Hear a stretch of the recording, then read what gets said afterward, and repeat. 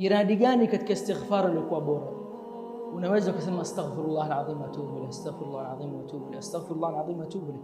Mkuja kwenye hadithi istighfar ilikuwa nzuri pia, istighfar ya Yunus ibn Matta, la ilaha illa ant subhanaka inni kuntu minadh dhalimin.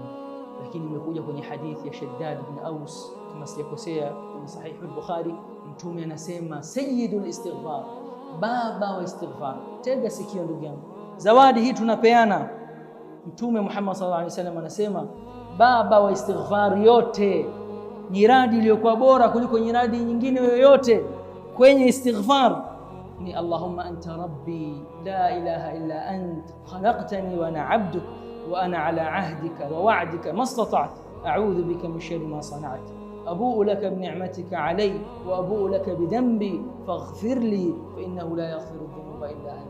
Dakika moja haijachukua, lakini sababu yake ni nini?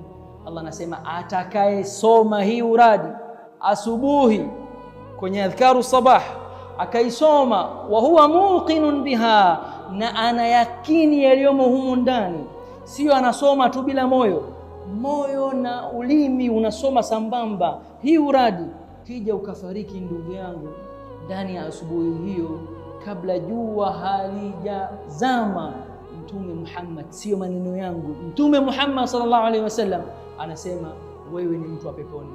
Na ukisoma usiku ukafariki ndani ya usiku kabla ya jua kuchomoza, wewe ni mtu wa peponi.